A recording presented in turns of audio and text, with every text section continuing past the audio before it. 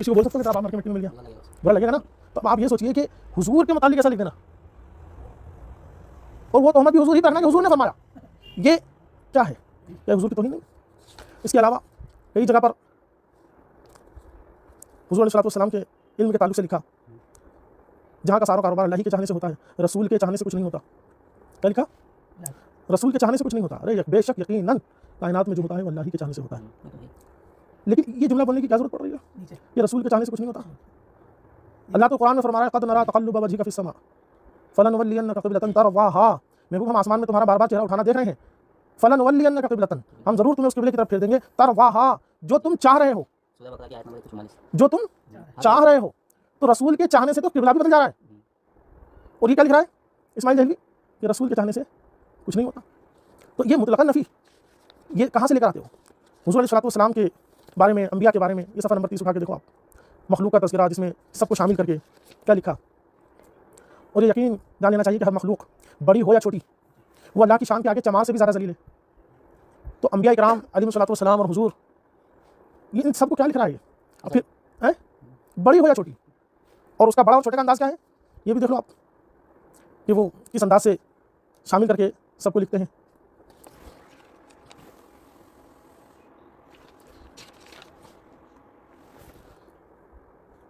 ये देखो अंदाज़ देखें आप। समझना चाहिए कि शिर्क इसी पर मौकूफ़ नहीं कि किसी को अल्लाह के बराबर समझे और उसके मुकाबिल जाने, बल्कि शिर्क के माना है कि जो चीज़ अल्लाह के लिए ख़ास है उनको किसी और के लिए करना, जैसे सजदा करना, उसके नाम का जानवर करना, उसकी मन्नत मानना और शक्ल मुश्किल के वक्त पुकारना और हर जगह हाज़िर नाज़िर समझना और तसर्रुफ़ क़ुदरत साबित करना। तो इन सब बातों से शिर्क साबित होता है। ख़ा इसको अल्लाह से छोटा ही समझे और उसकी मखलूक और उसका बंदा ही समझे, और इस बात में अंबिया, औलिया, जिन, शैतान, भूत, परी में कुछ फ़र्क नहीं, यानी जिससे कोई मामला करेगा वो शिर्क हो जाएगा। तो अब ये बड़ी मखलूक, छोटी मखलूक, यहाँ पर ये अंदाज़ बता रहा है ना कि ये सबको शामिल कर रहे हैं भैया, अंबिया हो, औलिया हो, ये हो, वो हो, लिखा ना, छोटे बड़े सब उसके बंदे, आजिज़ इज्ज़ में बराबर। अब सब इज्ज़ में बराबर भी है, यानी जिस तरह एक आम आदमी है उसी तरह एक नबी भी मजबूर है रब की बारगाह में। अरे दोनों हैं मखलूक, लेकिन नबी के कहने से डूबा सूरज भी पलट आता है, अल्लाह की कुदरत की ज़रूरत है। लेकिन अगर किसी काफिर के कहने पर होता है, किसी आम आदमी के कहने पर कुछ होता है। तो ये तमाम चीज़ें हैं कि नबी अलैहिस्सलाम की तौहीन, हुज़ूर अलैहिस्सलाम के लिए इस तरह के अल्फाज का इस्तेमाल। और ये सफ़ा 99 में देखो, मालूम हुआ कि औलिया, अंबिया, इमाम ज़ादा, पीर, शहीद, यानी जितने अल्लाह के मुक़र्रब बंदे हैं वो सब इंसान ही हैं और आजिज़ बंदे हैं और हमारे भाई हैं, मगर अल्लाह ने उनको बढ़ाई दी, वो बड़े भाई हुए।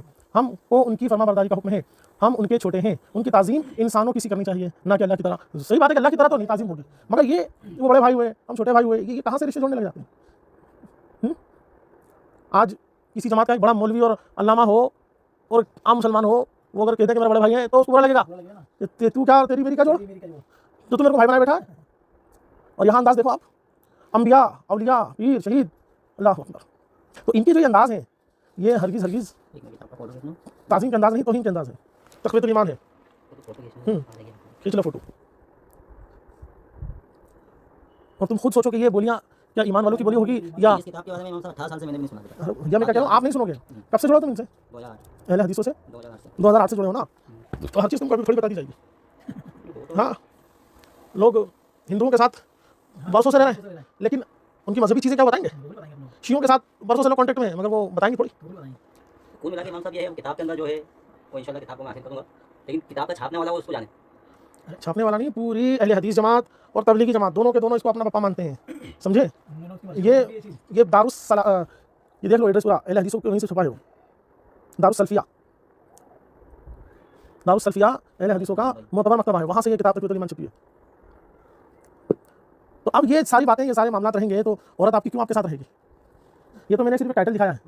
इसी इस्माइल दहलवी की किताब है सिरात मुस्तकीम, उसमें बाकायदा लिखा है कि नमाज में रसूलुल्लाह सल्लल्लाहु अलैहि वसल्लम का ख्याल अपने बैल और गधे के ख्याल में डूब जाने से बदतर है। ये तो देवबंदी है ना इस्माइल दहलवी, किसने बताया तुमको इस्माइल दहलवी? देवबंदी है। पढ़ोगे तो पता चलेगा तुम्हें, ऊपर शजरा पढ़ो अपना, अहले हदीसों से समझो। इस्माइल दहलवी वो बंदा है जिसको अहले हदीस भी अपना पेशवा मानते हैं और देवबंदी भी अपना पेशवा मानते हैं। यही मेन अब्बा यही है। इसी अब्बा से दो औलादें निकली हैं। एक औलाद ने इमाम आज़म अबू हनीफा की तकलीद को थामा रखा और अकीदे को यही लिए जो वहाबी अकीदे हैं, और एक ने इमाम आज़म अबू हनीफा या किसी भी इमाम की तकलीद को छोड़कर अपनी मर्जी से छुट्टे हो गए, जो हमारे समझ में आएगा हदीस में देखकर वो हम करेंगे, जो हमारी समझ में आएगा। भली उम्मत 1400 साल से किसी भी मसले पर रही हो, 1400 साल से उम्मत इसी अकीदे और इसी मसले पर रही कि रसूलुल्लाह सल्लल्लाहु अलैहि वसल्लम के मज़ार अनवार की नियत से सफ़र करना कि मदीना जा रहे हैं, हुजूर के मज़ार मुक़द्दस पे जा रहे हैं, पूरी उम्मत का इस बात पर इजमा रहा कि ये जायज़, मुस्तहब, बेहतर है और सहाबा के अमल से भी साबित है। लेकिन इब्न तैमिया ने इसको हराम करार दिया, इब्न तैमिया ने इसको खिलाफ शरअ करार दिया। उसके बाद से लेकर इब्न तैमिया से लेकर आज तक उसी इब्न तैमिया की सोच को अहले हदीस आज तक हो रहे हैं। और आज भी वो लाल रुमाल वाला मदीना तैयबा में जो है ना मस्जिद नबवी में खड़े होकर ऐलान करता है कि जो है आप जब भी आओ तो यहाँ मस्जिद नबवी की जो है नियत करके आना, हुजूर के मज़ार मुबारक पर हाज़िरी की नियत से मत आना। ये क्या है? सहाबा तो गए, दूर दूर से सफ़र करके गए और ख़ास हुजूर के मज़ार पर अनवार ही के लिए गए। तो ये उम्मत में लोगों ने जो तफ़रीक़ा बोया है, 1400 साल से उम्मत जिस अक़ीदे पर रही, कभी उम्मत के किसी आलिम ने ये मसला नहीं बयान करा, ना ये सोच बयान की। इब्न तैमिया ने सबसे पहले इस बात को बयान किया 8वीं सदी के अंदर, 7वीं में। उसके ज़माने ही में उलमा ने उसका रद्द किया, उससे मुनाज़रा किए, मुनाज़रे में भी वो बुरी तरह ज़लील हुआ, फिर उसको जेल में डाल दिया गया और उसी जेल में वो मर गया। लेकिन इब्न तैमिया की वो सारी चीज़ें, वो सारे अक़ाइद जो उसके कुछ शागिर्द थे उन लोगों ने आगे फैलाए और वो आज तक फिर बाद में अहले हदीसों ने उसको पूरा अपना लिया। इब्न तैमिया ही ने सबसे पहले खल्क़ इज्मा वाली बातें की हैं। 3 तलाक देने के बाद भी तलाक नहीं होगी एक वक्त में, ये मसला इब्न तैमिया ने बयान किया, जबकि चारों इमाम जो उम्मत के हैं उनमें से किसी ने मसला बयान नहीं किया। और भी ढेर बातें हैं। अल्लामा इब्न हजर अस्क़लानी जैसा अज़ीम मुहद्दिस, जिसकी बातों पर इतना एतमाद किया जाता है कि वो जिस हदीस को सही कहते हैं, उलमा उस पर एतमाद करते हैं कि यह हदीस सही सनद है। अपने खुद अहले हदीस उलमा भी अल्लामा इमाम इब्न हजर अस्क़लानी की बातों पर एतमाद करते हैं, उनका हवाला देते हैं, उनकी तहक़ीक़ात पेश करते हैं। खुद उन्होंने अद-दुर्रुल कामिला उनकी किताब है, उसमें बाकायदा उस इब्न तैमिया का रद्द किया, उसके तमाम अक़ाइद को बयान किया जो गुमराह कुन अक़ाइद हैं अल्लाह रब्बुल आलमीन के लिए। वो ये अक़ीदा रखता है कि अल्लाह ताला अर्श पर बैठा है, अर्श पर बैठा है और उसके वज़न से अर्श चर चर करता है, उसकी पिंडली है, उसके हाथ हैं, उसकी आँख है, और मिंबर से उतरता और लोगों से कहता देखो जैसे मैं मिंबर से उतर रहा हूँ ना, ऐसे अल्लाह रब्बुल आलमीन अर्श से आसमान की तरफ उतरता है। जबकि अल्लाह रब्बुल आलमीन जिस्म से, जिस्मानियत से पाक है।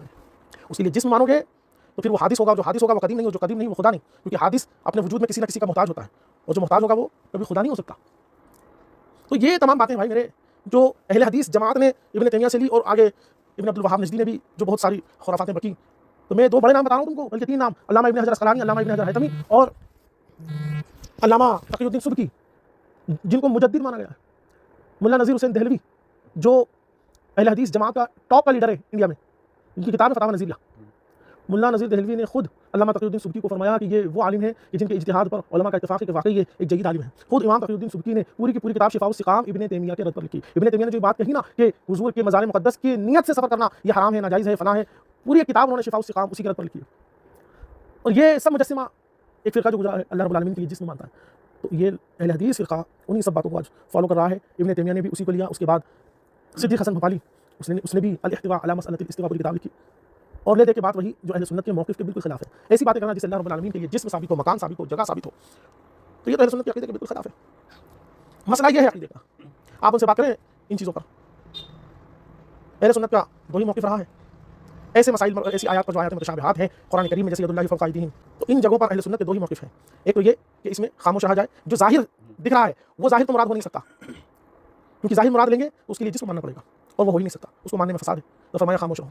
फिर बाद में मुताख़िरीन उलमा ने क्या फरमाया, मसलक के तावील इख्तियार किया कि या तो ऐसी तावील करो, ऐसा माना बयान करो जो उसकी शान के लायक हो। यदुल्लाहि फ़ौक़ अयदीहिम, अल्लाह का हाथ है उनके हाथों पर, तो उन्होंने हाथ से मुराद ताईद, हिमायत और हिफाजत मुराद लेकर के बयान किया, क्योंकि जब गुमराहों ने शुकूक को शुबहात डाले फिर क्या मतलब है, और आवाम के अंदर एक आदत होती है कुरेदने की, क्या मतलब है, अगर नहीं बताया तो ये किसी न किसी गलत चक्कर में पड़ जाएंगे। इसलिए उलमा ने फिर उसका एक ऐसा माना बयान किया जो किसी फासिद अक़ीदे की तरफ नहीं जाए बल्कि सही अक़ीदे पर बंधा रहे। तो जैसे हमारे बोलचाल में कहते हैं उसके ऊपर फलां का हाथ है, उसके ऊपर फलां का हाथ है, तो हर वक्त उसका हाथ उसके ऊपर चलता नहीं रहता है, मुराद हिमायत होती है। तो ये 2 ही मसलक है। लेकिन इब्न तैमिया और ये बात के जितने गैर मुक़ल्लिदीन हैं इन सब ने इन दोनों से हटकर तीसरा मौक़िफ़ इख्तियार किया कि ये अपने माने हकीकत पर है, यानी जो है लिखा हुआ वही माना जाएगा, वही तर्जुमा भी किया जाएगा। तो ये तुम कहाँ से लेकर आए? अइम्मा इस्लाम में से तो किसी ने बात नहीं की। तो गैर मुक़ल्लिदीन के ये अक़ाइद व नज़रियात हैं। शफ़ाअत बिल वजाहत, शफ़ाअत बिल मोहब्बत का इनकार इस्माइल दहलवी ने इस किताब में किया। रसूलुल्लाह सल्लल्लाहु अलैहि वसल्लम को अल्लाह ने जो इल्म ग़ैब अता फरमाया और इतना अता फरमाया कि दुनिया जहान में कोई उसका अंदाज़ा नहीं लगा सकता, उसका इनकार किया। हुज़ूर के तसर्रुफ़ात और इख्तियारात जो अल्लाह ने अता फरमाए हैं उनका इनकार कर दिया। वो इल्म जो अहादीस मुतवातिरा से साबित है उसका इनकार कर दिया। तो इतनी सारी चीज़ों के बाद ये कहाँ दुरुस्त बचेंगे? तो इल्म के बारे में क्या कहा उन्होंने? किन्होंने? इसका पता था, यही बताया मैंने, ग़ैब की बात अल्लाह ही जानता है, रसूल को क्या खबर। ये जुमला लिखा है सफ़ा 96 पर, और एक दूसरे नुस्खे में ये जुमला है, इसमें एक जुमला कम कर दिया इन्होंने, लेकिन पुराना नुस्खा जो छपा उसके अंदर ये लफ्ज़ भी मौजूद है। यहाँ है कि ये ना कहे कि अल्लाह और रसूल ही जाने, ये ना कहे कि अल्लाह और रसूल ही जाने, या फला बात में अल्लाह रसूल का यूँ हुक्म है, ऐसा भी नहीं कह सकते कि नमाज़ के बारे में अल्लाह रसूल का ये हुक्म है। यानी ना तो रसूल को इल्म है, ना रसूल का शरीयत में कोई हुक्म है, जबकि रसूलुल्लाह सल्लल्लाहु अलैहि वसल्लम को अल्लाह ने इख्तियार अता फरमाया कि जिसके लिए जो चाहे हलाल कर दें और जिसके लिए जो चाहे हराम फरमा दें। वो तो ठीक है, बिल्कुल बात सही कह रहा हूँ। लेकिन अब मेरा सवाल ये है यहाँ पे कि जब हम कुरान पढ़ते हैं सूरह अंबिया में सूरह अनाम सॉरी आयत नंबर 50 में अल्लाह ताला इसी चीज को कहता है आयत नंबर 59 में। अरे नंबर को मत ध्यान रखो, आप तो सिर्फ आयत पढ़ो। गेब की कुंजियां सिर्फ अल्लाह ही के पास है, उसके अलावा कोई नहीं जानता। हाँ ठीक है। और दूसरी बात है बुखारी शरीफ की हदीस 51-47 जिसमें एक साहबिया कहती हैं कि मेरा जब निकाह था तो अल्लाह के नबी मेरे पास आए, मेरे पास बैठे, मेरे कुछ गुफ्तगू करेंगे, दुआई दी। तो छोटी बच्चियाँ आपकी शान में तराना गा रही थी। उन छोटी बच्चियों ने ये कह दिया नबी सल्लल्लाहु अलैहि वसल्लम के सामने कि हमारे बीच एक ऐसा रसूल है जिसको दरूद व सलाम जो हर बात की खबर रखता है।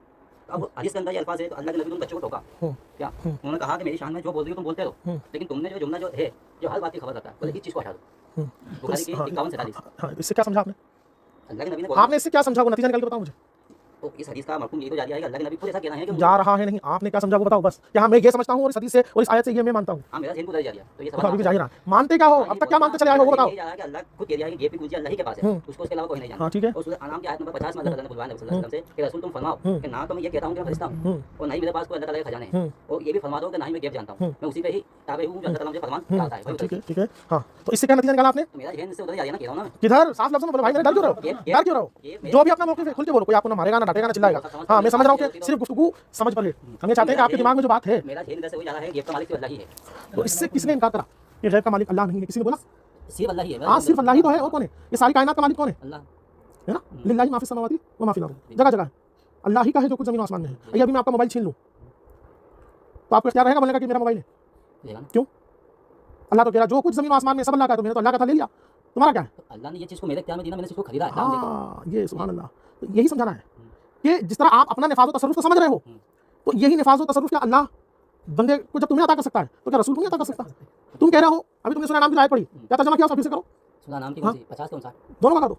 50 में अल्लाह कहता है कि तुम फरमाओ कि ना तो मैं फरिश्ता हूँ और ना ही अल्लाह ताला खजाने मेरे पास है तो मैं दे दूँ, हाँ और ना ही मैं गेब जानता हूँ, फिर तुम मेरे छुपी बातों को पूछो, मैं तो उसी पे ही हक रखता हूँ, अल्लाह ताला मेरे पे फरमान करता है। चलो और सूरह नाम की आयत नंबर 59 में कहता है अल्लाह ताला के गेब की कुंजियां ही सिर्फ अल्लाह ही के पास है, उसके अलावा कोई नहीं जानता। और सूरह अलाब आयत नंबर 188 के अंदर हम आयत देखें तो उसके अंदर ये भी मौजूद है कि अल्लाह ताला कहता है कि रसूल तुम फरमाओ कि मैं किसी के भी नफा नुकसान का इख्तियार नहीं रखता, यहाँ तक कि मैं अपने नफा नुकसान का भी इख्तियार नहीं रखता, मेरे साथ भी वही होगा जो अल्लाह चाहेगा। और तुम ये भी फरमा दो मैं गेब नहीं जानता, अगर मैं गेब जानता होता तो सारी भलाई अपने लिए जमा कर लेता, मुझे कोई बुराई नहीं पहुंचती।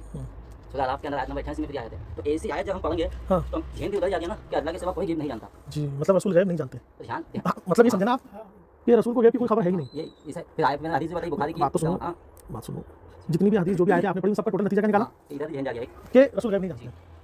अब आप फरमा रहा है वमा हुआ अलल गैबि बिज़नीन, कि रसूल गैब बताने में बखील नहीं। ये आयत पढ़ी कभी? पढ़ी? तो उससे अल्लाह के नबी ने कहा ना कि मेरे पे अल्लाह का फरमान होता है। यार अभी तुम क्या कह रहे थे? ये गैब नहीं जानते, अभी क्या बोला आपने? यही तो बात है कि कुरान की जो आयतें तुमने पढ़ी और जो तुमने तर्जुमा समझा, इसकी कितनी तफसीर आपने देखी मुझे पहले ये बताइए। आयत का जो मफहूम और जो हदीस तुमने वो बनी नज्जार की जो बच्चियों ने अशार पढ़े, उसकी कितनी आपने शरह और कितनी तफसीर देखी आपने? तफसीर तो बस यही देखी जो एक मोटी चीज़ है। हक और मोटा और पतला नहीं चल रहा है यहाँ। तफसीर किसका कहते हैं पता है आपको? किसे कहते हैं? उस आयत के लिए समझना कि कैसे नाज़िल ये तो ये समझना कहाँ से आता है? हदीस से। कोई प्रोफेसर लिखता है? फिर कौन लिखता है? हदीस से पता चलता है। तो तुमने हदीस में क्या देखा? इसकी शरह में कुछ आया हदीस में? यही है कि जब लोग इस आयत की शरह में जो तुम कह रहे हो कि गैब की कुंजियां अल्लाह ही के पास है, ये आयत का जो तर्जुमा है ये सिर्फ आज के मौलवियों ने समझा है? 1400 साल से भी उलमा ने उम्मत ने इस आयत को देखा है। तो आप वही समझना चाहते हो, फिर आप क्या कहना चाहते हैं? फिर मैं तो सिर्फ इतना कहना चाहता हूँ कि अपनी अकल और अपनी समझ से तफसीर पर मत चले जाओ कि मेरे ये समझ में आ रहा है या किसी ने तुम्हारे दिमाग में कुछ डाल दिया हो। इमाम फखरुद्दीन गाजी नाम सुना है? कौन है? नाम तो सुना नहीं था। इमाम फखरुद्दीन गाजी तफसीर कबीर में, तफसीर इब्न कबीर तफसीर कबीर, हाँ तफसीर इब्न कसीर तो हाफिज़ इब्न कसीर की है। तफसीर कबीर जिसको मफातिहुल गैब भी कहते हैं, तो 30 जिल्दों में रखी है मेरे सामने। उन्होंने बाकायदा इन आयात की तफसीर में बयान फरमाया कि यहाँ मुराद ये है कि जो इस्तिक़लालन मुस्तकिल बगैर किसी की अता के खुद से जो इल्म गैब हो वो सिर्फ अल्लाह जानता है। वो तो बढ़िया है ना। तो फिर वही बनी बात है। तो मखलूक के लिए कौन सा हुआ? मखलूक के लिए हुआ था जो अल्लाह ने दिया है उस मखलूक। तो फिर देखो अभी आप तो कह रहे थे कि गैब जानते ही नहीं है और आप कह रहे हो कि दिया, तो दिया और जानते नहीं का क्या मतलब हुआ? तो अल्लाह ने नबी कहना ना मैं उसी पे ताबे हूं, तो अल्लाह मुझे इतना बताया। आप वो जो भी मैंने आपसे नतीजा पूछा था ना कि आपने हासिल कलाम क्या निकाला, तो आपने क्या बोला कि गैब नहीं जानते। ये नतीजा निकाला ना आपने, बार-बार इसी लिए पूछ रहा था कि जब गिरफ्त आएगी तो फिर आप भागोगे उधर। जब आप नतीजा बयान करें उस वक्त आप ये क्यों नहीं कह रहे कि नबी भी उतना ही गैब जानते हैं जितना अल्लाह ने अता फरमाया है? ये आपने बोला जुमला नहीं बोला? ये गैर मुक़ल्लिदीन और वहाबियों, मेरी बात सुनो, गैर मुक़ल्लिदीन और वहाबियों का ये आम हाल है। इतने में आदमी अगर आ गया लपेटे में तो अच्छी बात है, तू भी वही समझ ले जो हम बता रहे हैं, और अगर उसने पलट के गिरफ्त कर ली तो अब फिर वो अगला हम दरवाजा खोलेंगे कि नहीं वो जितना अल्लाह ने दिया होता तो है ना। तो ये बात आप पहले क्यों नहीं बोल रहे थे? और ये कौन बोलता है? ये किसने बोला है कि अल्लाह जो ना दे वो भी रसूल जानते हैं? ऐसा कोई अकीदा रखता है? कोई एक बंदा भी है कायनात में ऐसा? अल्लाह ने जिसको अल्लाह ने कोई अल्लाह जो ना दे उसके बावजूद भी रसूल जानते हैं, अल्लाह के देने के मोहताज नहीं है नबी, ये कोई अकीदा रखता है? तो फिर एतराज़ किस पर है? आपका एतराज़ किस पर है? एक ताज देगा। ये जो आयत आप पेश करेंगे हाँ। इसके खिलाफ पेश करेंगे, उसके खिलाफ जो अल्लाह की अता से गैर मानता है, या उसके खिलाफ जो बिल इस्तिक़लाल खुद से नबी के लिए गैर मानता है अल्लाह की अता के बगैर, ये आयत किसके खिलाफ हुई बताओ? खुद से जो ये मानता है उसके लिए होगी ना।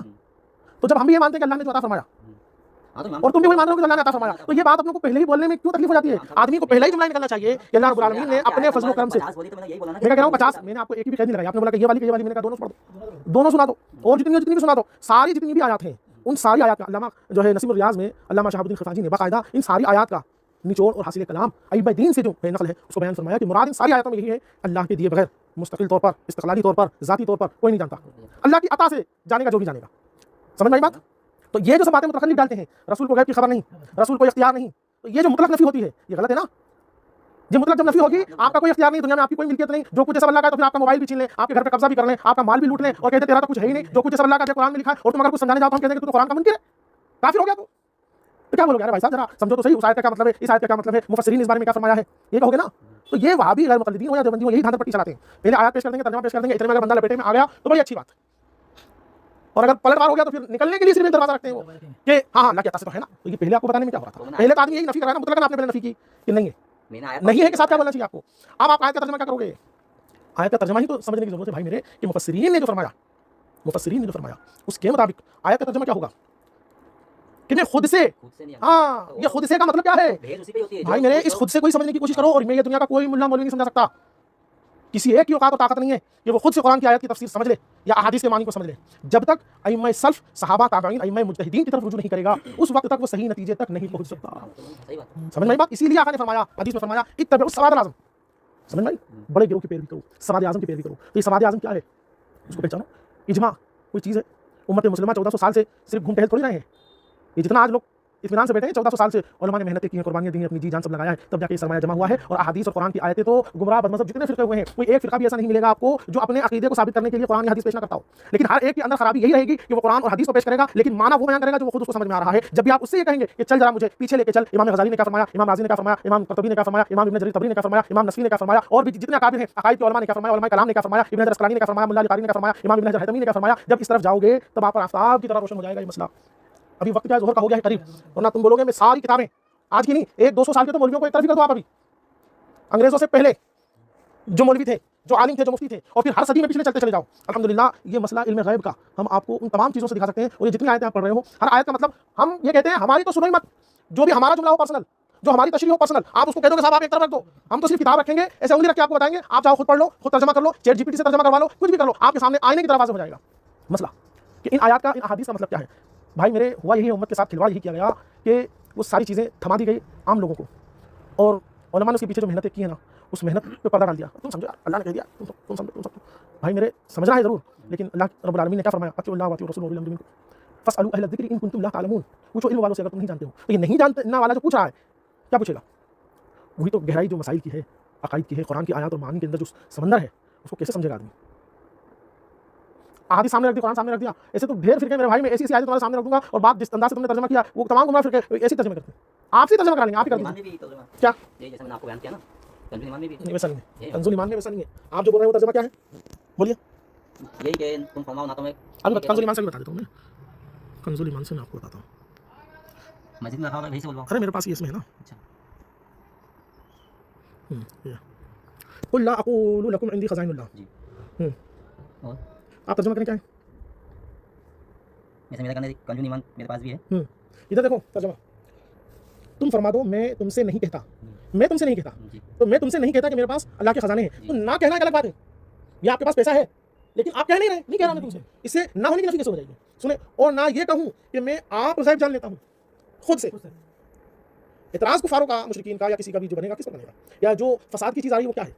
लोग क्या अल्लाह की अता से हुजूर के लिए गैब की बात मानकर मुशरिक होने की तरफ जा रहे थे कि अल्लाह की अता के बगैर, जिस तरह जनाब ईसा, जनाब मरियम के लिए तरह तरह की चीज़ें मानकर लोग शिर्क की तरफ गए, उसी की जड़ काटना थी कि सुनो मैं जो कुछ दिखा रहा हूँ, जो कुछ बता रहा हूँ। लोग हैरान थे ना हुजूर की खबरें सुनकर, हुजूर के मौजज़ात देखकर, तो चीज़ तो हो रही है, चीज़ हो रही है, तो हुजूर ने थोड़ी कहा कि गलत है, मेरा कुछ भी नहीं है, चीज़ तो हो रही है, खबर भी दे रहे हैं, मौजज़ात भी दिखा रहे हैं, लेकिन उसके बावजूद भी बता रहे हैं कि सुनो मुझे जो कुछ मिला है रब की तरफ से मिला है, जो कुछ कुव्वत है रब की तरफ से है। बिल इस्तिक़लाल मुझे मत समझ लेना कि जो कुछ हूँ मैं ही हूँ, कि मैं आप गैब जान लेता हूँ खुद से, ये मैंने फरमाया। तो यहाँ आला हज़रत ने लफ्ज़ आपका इजाफा किया उसी तफसीर की बुनियाद पर जो इमाम फ़खरुद्दीन राज़ी और दीगर अइम्मा सल्फ़ ने बयान फरमाया कि यहाँ जो नफ़ी की गई वो नफ़ी खुद से जानने की नफ़ी की गई है। ये आयत नंबर 50 आप देख रहे हैं, 59 भी देखिए। हाँ 59 भी देख लेते हैं। 59 हाँ वाइन बगु मफातिहुल गैब ला यालमुहा, और उसी के पास है कुंजियाँ गैब की जी। हाँ उन्हें वही जानता है जी। और जानता है जो कुछ खुशकी और तरी में है, और जो पत्ता गिरता है उसे जानता है। जी। हाँ तो इसमें क्या बताना, ये तो है ही ना, इससे इनकार हकीकी तो वही जानता है, उसी के पास तो कुंजियाँ हैं, उसी के पास तो खजाने हैं, इसका इनकार नहीं कर रहा है। भेज इस पे होती है इमाम साहब, मैंने देखा ना, भेज इस पे होती है। अभी आप जैसे कि आप बता रहे हो, आप इल्म वाले हो, आप साफ सुथरी बात कर रहे हो, बाकी मैंने लोगों को इसी पे भेज करते हुए देखा है। क्या ये कहते हैं कि अगर मुस्लिम बोलोगे नबी अल्लाह के बताने पे जानते हैं तो उस पे भेज करते हैं, नहीं गलत बोल रहे हो। ऐसा कोई नहीं। तो भेज हर तो आम आदमी आप इल्म वाला तो आप भाई कर मेरे, रहे हर आम आदमी बल्कि उलमा अहले सुन्नत जितनी भी गुफ्तगू करते हैं हर बात में यही लफ्ज़ लेके आते हैं, अल्लाह की अता से, अल्लाह की अता से, अल्लाह की अता से। कोई मुसलमान मान ही नहीं सकता। हाँ, बोल रहा हमारे हूँ, सामने तो आज तक कोई नहीं आया ऐसा। है, और अभी मैंने आपसे भी पूछा था कि कौन है जो अल्लाह की अता के बगैर मानता है, तो हमने बोला कोई नहीं ऐसा।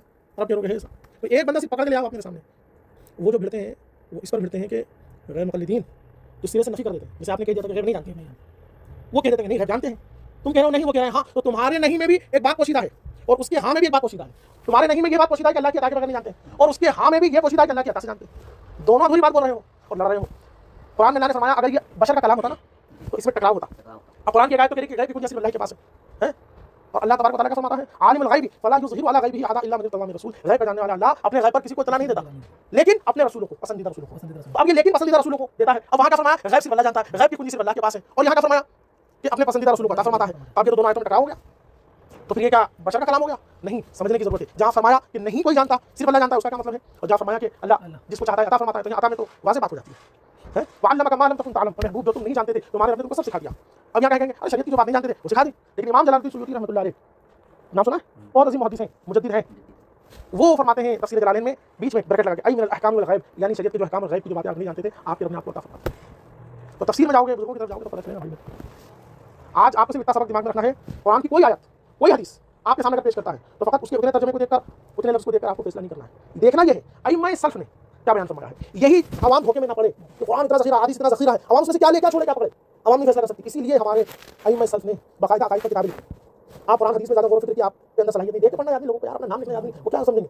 तो उन्हीं के लिए आसानी के लिए शरिया कायदे नस्वी, अक़ीदत तहाविया है और बहुत सारी किताबें अकाईद पर हमारे उलमा ने लिखी। अल्लाह एक है, पाक है, बेअयब है, जिस्म से पाक है, जिस्मानियत से पाक है, मकान से पाक है, जहद से पाक है, ये है वो है। तो एक चैप्टर पूरा अल्लाह रब्बुल आलमीन की ज़ात और सिफ़ात के मसाइल लिखती है। दलाइल नहीं लिखे उसमें, सिर्फ लिख दिया कि ये मानना है। नबी कौन है, पूरा नबी के बारे में लिख दिया, हमारे नबी के बारे में लिख दिया, फरिश्ते, जिन, किताबें, रसूल, फरिश्ते, क़यामत और तमाम अकाईद को लिख दिया, उसमें दलाइल नहीं लिखे। समझ में आई बात? सिर्फ अकाईद लिख दिए ताकि आप उस पर मजबूती से जम जाएं, अकीदा आपका महफूज रहेगा। आपके पास इतनी सलाहियत नहीं कि आप कुरान हदीस के अंदर डुबकी लगा सको और उससे निकाल सको, तो कम से कम इतना भी अगर आपने थाम लिया तो आप ये जितनी बातें बयान कर रहे हैं अकाईद की, जो भी बातें आप अकाईद की किताबें उठा के देखें, वो आपको मिलेगा। उसकी शुरुआत उन्होंने लिखी है, उसको उठा के देखें, फिर आपको सारी चीज़ें नजर आएंगी। मैं तो एक ही बात बोलता हूँ भाई, मेरा अगर कोई पर्सनल जुमला उसको उठा के फेंक दो एक तरफ। हमें सिर्फ रसूलुल्लाह सल्लल्लाहु अलैहि वसल्लम की इताअत, हुजूर ने जिनकी इताअत करने का हुक्म दिया है, हम उनकी इताअत करेंगे। समझ गए? तो इस पर अपने आप को मजबूती से जमाओ।